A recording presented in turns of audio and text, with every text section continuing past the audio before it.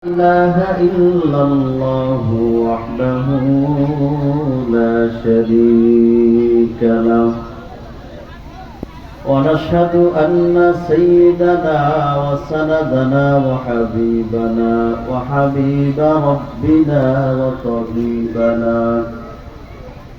وطبيب قلوبنا ومولانا محمدا عبده ورسوله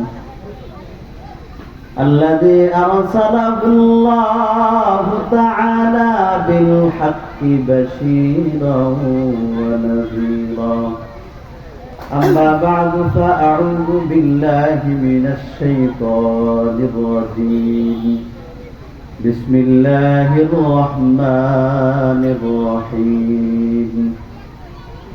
ومن أعرض عن ذكري فإن له معيشة ضنكا ونحشره يوم القيامة أعمى قال رب لم حشرتني أعمى وقد كنت بصيرا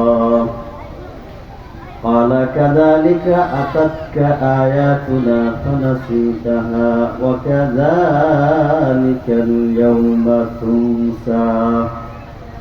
وقال رسول الله صلى الله عليه وسلم اقرأوا القرآن فإنه يأتي يوم القيامة شفيعا لأصحابه.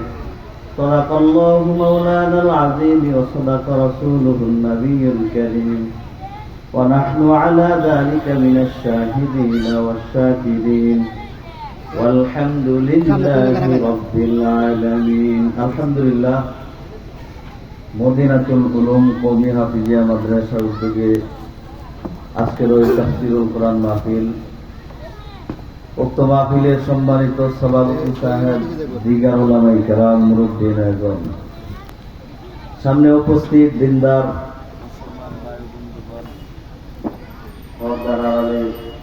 সম্মানিত মা ও বোনেরা, আল্লাহ পাকের শুকর গুজার করছি যে আজকের এই সুন্দর জান্নাতের বাগান, সুন্দর এই জান্নাতের মজলিস আল্লাহ তাআলা আমাদেরকে উপহার দিয়েছেন। যে মজলিসটা কেমন দামি মজলিস, আজকে এই মজলিসকে বলা হয়েছে এটা জান্নাতের বাগান।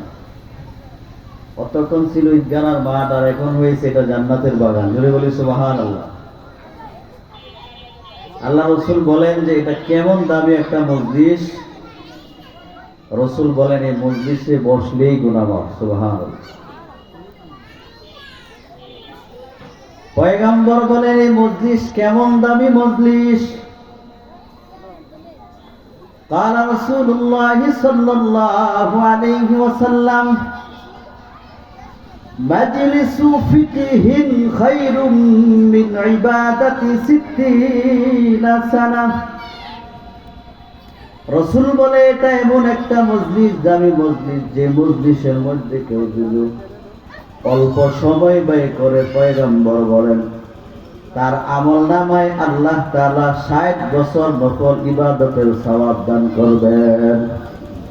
ওই মজলিসে কেউ যদি 10 মিনিট সময় ব্যয় করে, আর কোন বান্দা একাধার 60 বছর পর্যন্ত নফল ইবাদত করলো, পয়গম্বর বলেন যে ব্যক্তি 60 বছর ইবাদত করলো আর যে ব্যক্তি ওই মজলিসের মধ্যে অল্প সময় ব্যয় করলো, পয়গম্বর বলেন তার আমলনামায় আল্লাহ তাআলা 60 বছর নফল ইবাদতের সওয়াব দান করবেন। এমন একটা দামি মজলিস আল্লাহ তাআলা আমাদেরকে উপহার দিয়েছেন যে শুধু 10 মিনিট সময় সে ব্যয় করলো, আল্লাহ তাআলা তার আমলনামায় 60 বছর নফল ইবাদতের সওয়াব দান করবেন। এটা কেমন দামি মজলিস। পয়গম্বর বলেন এখানে উলামায়ে কেরাম আসবেন। উলামায়ে কেরাম এসে যে কথাগুলো বলবেন এইগুলো কেউ যদি শ্রবণ করে, রাসূল বলেন قال رسول الله صلى الله عليه وسلم عليكم بمجالسة العلماء واستماع قول الحكماء فإن الله تعالى يحيي القلب الميت بنور الحكمة। এটা হচ্ছে উলামায়ে কেরামের মজলিস। এই মজলিসে যারা বসবে আর উলামায়ে কেরামের কথাগুলো শ্রবণ করবে, আল্লাহ বলেন, রাসূল বলেন, যাদের মৃত আত্মা আছে আল্লাহ তাআলা ওই উলামায়ে কেরামের কথা দ্বারা তাদের মৃত দিলকে নূর দ্বারা আল্লাহ তাআলা ভরপুর করে দিবেন। এটা হচ্ছে এমন দামি মজলিস। মুহতারাম হাজিরিন, সময় খুব অল্প। আমি যে আয়াতে কারিমা তেলাওয়াত করেছিলাম এটা হচ্ছে কোরআনের মাহফিল। কিসের মাহফিল? কোরআনের মাহফিল। আমি যে আয়াতে কারিমা তেলাওয়াত করেছি সূরা তাহা, আল্লাহ তাআলা বলছেন যারা দুনিয়াতে কোরআনুল কারীম তেলাওয়াত শিখবে না, কোরআনুল কারীমের বিশুদ্ধ তেলাওয়াত শিখবে না, আল্লাহ তাআলা তাদেরকে 3টা শাস্তি দিবেন। কয়টা শাস্তি? আল্লাহ তাআলা বলেন, ওমান আ'রাদা আন যিকরি ফাইন্না লাহু মাঈশাতান দনকা। আল্লাহ বলেন, যারা আমার এই উপদেশ সম্মিলিত কিতাব থেকে মুখ ফিরিয়ে নেবে, যারা আমার এই স্মরণ থেকে দূরে থাকবে, যারা কোরআন শিখবে না, পড়বে না, আল্লাহ তাআলা বলেন ফাইন্না লাহু মাঈশাতান দনকা, আল্লাহ তাআলা তাদের জীবনকে সংকীর্ণ করে দিবেন। মুফাসসিরিনে কেরাম ফাইন্না লাহু মাঈশাতান দনকা এর ব্যাখ্যায় 2টা অর্থ করেছেন। 1 নম্বর অর্থ হলো যারা কোরআন শিখবে না, দুনিয়াতে কোরআনের বিশুদ্ধ তেলাওয়াত শিখবে না, আল্লাহ বলেন তাদেরকে 1 নম্বর শাস্তি দেওয়া হবে, তাদের জীবন থেকে সুখ শান্তি কেড়ে নেওয়া হবে। যারা কোরআনের বিশুদ্ধ তেলাওয়াত শিখলো না, কোরআন পড়লো না, কোরআন থেকে দূরে থাকলো, আল্লাহ তাআলা তাদেরকে প্রথম শাস্তি দিবেন, তাদের জীবন থেকে সুখ শান্তি কেড়ে নেবেন। কি কেড়ে নেবেন? তাদের জীবনে কিন্তু সুখ শান্তি কিছুই থাকবে না। কারণ টাকা পয়সা হলে সুখ শান্তি হয় না। যারা মনে করেন মধ্যবিত্ত ফ্যামিলির লোক কিন্তু তাদের ভিতরে দিন আছে, ইসলাম আছে, কোরআন তেলাওয়াত আছে, তাদের ঘরে গিয়ে দেখবেন শান্তির কোনো অভাব নাই।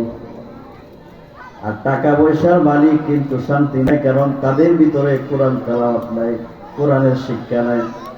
2 নম্বর শাস্তি হলো মৃত্যুর পর আল্লাহ তাআলা তাদের কবরকে সংকীর্ণ করে দিবেন, তাদের কবরের 2 পাশের মাটিকে একত্রিত করে দিবেন, পাঁজরের হাড়গুলো একটা অপরটার সঙ্গে ঢুকে যাবে। 3 নম্বর শাস্তি কি দিবেন? যারা কোরআন শিখবে না, আল্লাহ বলেন ওয়ানাহশুরুহু ইয়াউমাল কিয়ামাতি আমা। আল্লাহ বলেন তাদের জন্য 3 নম্বর শাস্তি হলো কবর জগৎ থেকে যখন তাদেরকে তোলা হবে, হযরত ইসরাফিল আলাইহিস সালাতু ওয়াস সালাম যখন সিংহের মধ্যে ফুঁক দিবেন, মানুষগুলো কবর থেকে উঠতে থাকবে। আল্লাহ বলেন ওই সময় তাদেরকে অন্ধ বানাইয়া উঠানো হবে যারা কোরআন শিখবে না। তাহলে এই 3টা শাস্তি তাদেরকে দেওয়া হবে। 1 নম্বর তাদের জীবন থেকে সুখ শান্তি কেড়ে নেবেন, 2 নম্বরে কবর জীবনকে সংকীর্ণ করে দিবেন, 3 নম্বর কিয়ামতের দিন মানুষগুলোকে যখন কবর থেকে উঠানো হবে, যারা কোরআন শিখে নাই, পড়ে নাই, আল্লাহ বলেন তাদেরকে অন্ধ বানাইয়া উঠানো হবে। যখন অন্ধ করে উঠানো হবে, বান্দা আল্লাহকে প্রশ্ন করবেন, কত সুন্দর বান্দা আল্লাহকে প্রশ্ন করবেন, ক্বালা রাব্বি লিমা হাসারতানি আমা ওয়া ক্বাদ কুনতু বাসীরা। বান্দা আল্লাহকে বলবেন, আল্লাহ ক্বালা রাব্বি হে রব লিমা হাসারতানি আমা ওয়া ক্বাদ কুনতু বাসীরা। দুনিয়াতে তো আমি দেখতে পাইতাম, আমার চশমাও লাগতো না, কিন্তু আজকে আমাকে কেন অন্ধ করে তোলা হলো? এবার আল্লাহ বান্দাকে জবাব দিবে। কে জবাব দিবে? আল্লাহ বান্দাকে জবাব দিবে। ক্বালা কাযালিকা আতাতকা আয়াতুনা ফানাসিতাহা ওয়া কাযালিকাল ইয়াওমা তুনসা। আল্লাহ বলবেন, ক্বালা কাযালিকা আতাতকা আয়াতুনা, আমার কোরআন তো তোমার কাছে এসেছিল, আমার আয়াতসমূহ তোমার কাছে এসেছিল, ফানাসিতাহা, তুমি ভুলে গিয়েছিলে, তুমি আমার কোরআনকে প্যাকেট বানাইয়া রেখে দিয়েছিলে, কিন্তু আমার কোরআনের সাথে তোমার কোনো সম্পর্ক ছিল না। আজকে 70 বছর বয়স হয়েছে, কোরআন তেলাওয়াত করতে জানি না, কোরআনের সাথে কোনো সম্পর্ক আমাদের নাই, অথচ আমরা এই কোরআনকে প্যাকেট বানাইয়া রেখে দিয়েছি, কিন্তু কোরআনের সাথে আমাদের কোনো সম্পর্ক নাই। আল্লাহ বলেন ওই দিন, কিয়ামতের দিন বান্দা কি ভুলে যাবে আল্লাহ?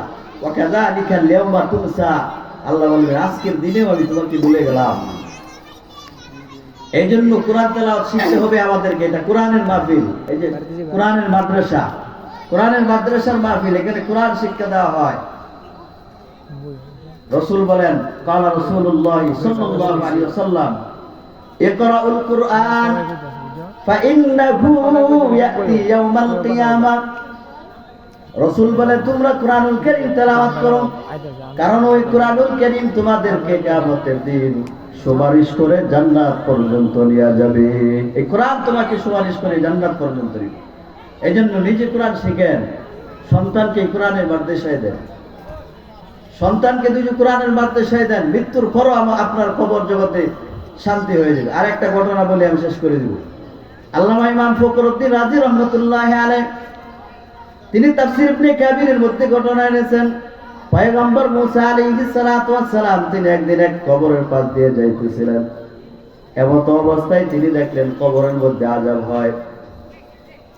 আবার কিছুদিন পরে কবরের পাশ দিয়ে আসতেছিলেন, তখন তিনি দেখলেন এই কবরের মধ্যে আর কোনো আযাব নাই, কবর থেকে মেশকের ঘ্রাণ আসতেছে।